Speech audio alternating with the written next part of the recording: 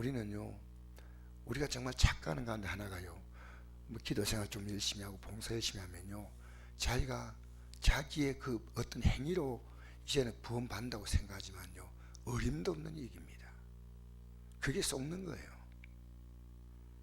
내가 이렇게 많이 기도하고 이렇게 금식하고 이렇게 봉사하고, 그것은 하나님 은혜에 감사해서 하는 거고요. 만약에 우리 영적으로 살면요, 할수록 내 부족함을 더 느껴요. 기도할수록 더 느끼는 겁니다. 나는 정말 아무것도 아니구나, 내게 필요한 건 주님의 은혜밖에 없구나, 이걸 느껴요. 그래서 자기 의가 커지냐 그리스도의 의가 커지냐 이거거든요. 그리스도의 의입니다. 여러분, 어떤 일을 만날 때요, 냉정하셔야 돼요. 어떻게 냉정하냐면요, 일이 하나님이 기뻐하는 거 기뻐하지 않는, 이게 우리 지금 중요한 겁니다. 이 영적으로 여러분의 삶을 떨어뜨리기 위해서요, 마귀는요, 죄송합니다 이런 표현이요, 발악합니다. 발악. 그래서 우린 잘못된 것을 성도끼리 고쳐줘야 됩니다. 집사님, 권사님, 성도님 하고 온유한 마음으로 기도해주고요, 고쳐줘야 돼요. 그게 저도 이해가 안 됩니다. 저도 그거 받겠습니다. 우리는 그렇게 해요. 영적으로 사셔야 돼요. 내가 이런 말하면 상대가 기분 나빠할 것이다, 아니요. 그 영의 싸움입니다. 살려야 됩니다. 살려야 돼. 게바는 베드로입니다. 안디옥에 이르렀을 때 책망할 일 받기로 내가 그를 대면하여 책망하였노라. 이게 뭔, 바울이 베드로를요 책망한다는 이 말은요, 그를 진정으로 사랑한다는 얘기입니다. 여러분, 자녀 진정으로 사랑합니까? 남편 진정으로 사랑합니까? 그럼 영으로 대합니까? 육으로 대합니까? 잘 생각해 보십시오. 영으로 대해야 돼. 영으로. 야고보에게서 온 어떤 이들이 이르기 전에 게바가 이방인과 함께 먹다가 함께 이방인같이 먹었어요. 그거 뭐 잘못된 거 아니잖아요. 먹다가 할례자들 저를 두려워하여, 그 유대인들은 다 할례 받아요. 그 유대인들은 예수 믿어도 여전히 그들은 할례를 받았습니다. 할례자는 유대인들입니다. 그 유대인들은요, 아무리 예수 믿어도요, 할례를 받아야 된다 이 생각합니다. 유대인들의 그 종교식은요, 굉장히 강합니다. 여러분도 믿음 생활 하다 보면 어느 순간에요, 여러분 나름대로의 그 생활이요, 고착되는 게 딱 있어요. 고착. 버리지 못하는 게 있어요. 할례자들을 두려워하여 떠나 물러가매 남은 유대인들도 그와 같이 예식함으로 바나바도 그들의 외식에 유혹되었다. 이 바나바는 누구냐? 사도 바울의 담임 목사님이시오. 그러니까 바나바는 대단한 믿음의 사람이고요, 자기 담임하고 있는 안디옥 교회 데려온 사람이 누구냐? 사도 바울이에요. 그러니까 베드로에게 바나바는 성도였습니다. 바나바에게는 저기 사도 바울이 성도였습니다. 근데 지금 바울이 이렇게 영적 영향이 커진 겁니다. 그래서 이 바나바가 바울에게 영향을 받고 있는 거예요.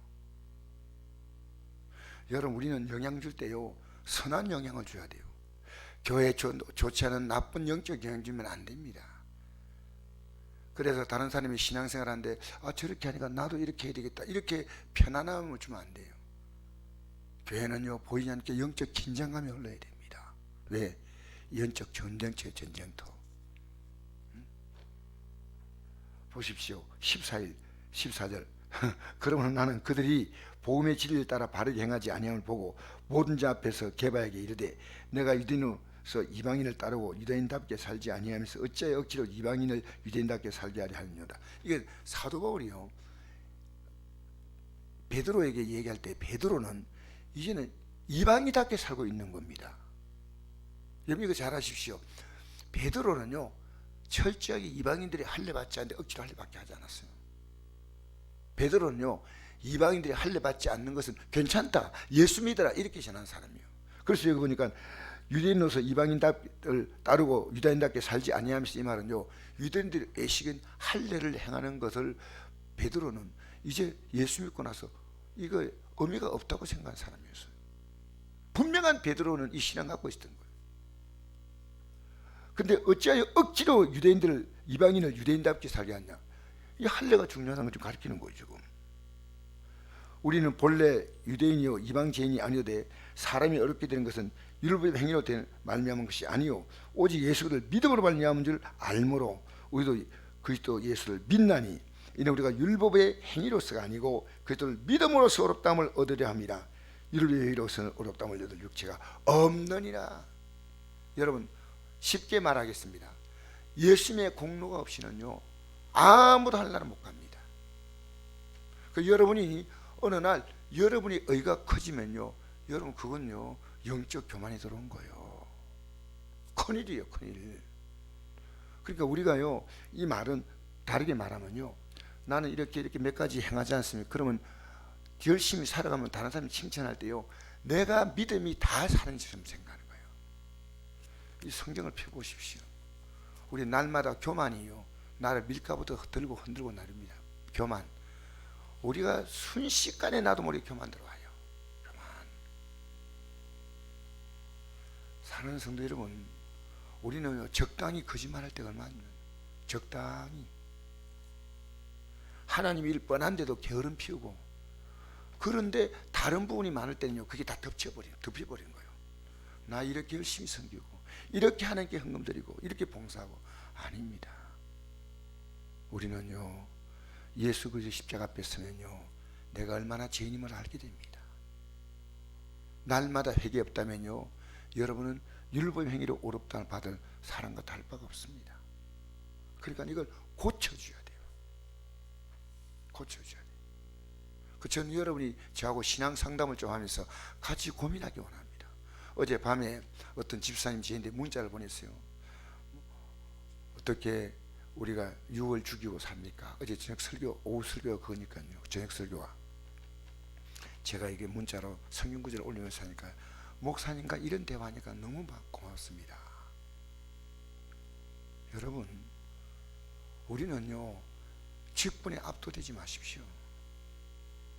우리는 서로를요 영적으로 보살펴 줘야 돼요. 이렇게 믿음 생활하지 마십시오 라고 할 수 있는 용기가 있어야 됩니다. 제가 여러분이 이야기하면 듣겠습니다. 성경적으로. 우리는요 교회 안에서 특권층이 있으면 안 됩니다. 예수 앞에서 우리는 서로를 말할 수 있는 용기가 있어야 됩니다. 용기가. 구역 식구들에게 저는 지금 할 말이 있는데 기도하면서 지금 참고 있습니다. 아, 이분에게 이렇게 가르쳐 줘야 되겠구나. 충분히 제가 기도해야죠. 여러분, 우리 서로 믿음으로 세워집시다. 서로 믿음으로 세워집시다. 서로 믿음으로 성공시켜야 됩니다. 여러분, 자녀와 대화가요, 어제 제가 늦은 시간에 우리 애하고 대화했어요. 믿음으로 좀 세워주려고 이렇게 얘기해요. 아버지하고 이런 대화하니까 너무 행복합니다요. 여러분, 자녀하고 믿음의 대화 좀 나누십시오. 남편이 어떤 얘기할 때요, 이게 육적인 것을 딱 차단시켜 주세요. 이건 아니다, 이렇게 살면 안 된다고. 영의 싸움, 영의 싸움. 인간의 말을 다 듣고 이러면 자녀하고도 영의 싸움이, 영의 싸움. 여러분, 영의 싸움에 성공하시기 바랍니다. 이게 지금 우리에게 큰 교훈을 주는 겁니다. 사도 바울은요 베드로 사도를 너무너무 사랑하기 때문에 이 말을 한 겁니다. 여러분, 교회 안에서요 우리는 서로를 세워줍니다. 내가 상대에게 조금 그런 걸 채워주면요 상대는 또 나를 세워줄 거 아닙니까? 우리에게 중요한 건 뭡니까? 이 길을 바로 가는 겁니다. 우리 이 길을 끝까지 완주하십시다. 끝까지 승리하십시다.